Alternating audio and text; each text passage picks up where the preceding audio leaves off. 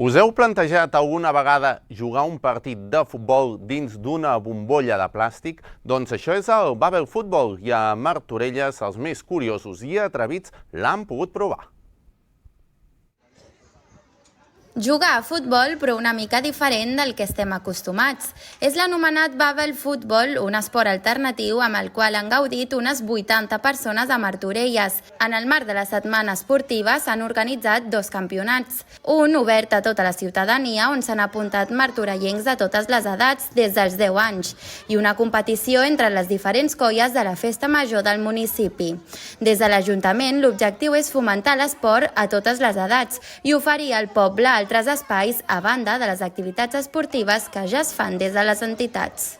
Tenim 12 equips i la veritat que molt contentes i satisfetes per la participació que sempre té i la predisposició de tant els joves com de tota la gent que hi participa. No serveix que només dominis el futbol, no? Sinó que també hi ha aquesta vessant d'anar al xoc i de fer tombarelles, de fer voltes i la veritat que molt divertit.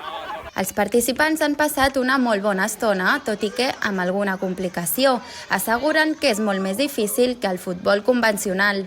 Jo penso que és més difícil perquè portes un pes a sobre i llavors no es veu bé i llavors és més complicat. Ja pas sues i tot i no veus, amb la bombolla no veus.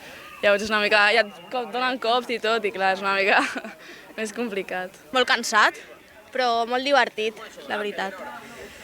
Ha estat molt divertit. Jo la veritat que aquest any no he pogut jugar perquè estic una mica lesionada, però espero que l'any que ve pugui sortir a jugar també. I que guanyem, perquè vaja, ha sigut un desastre total.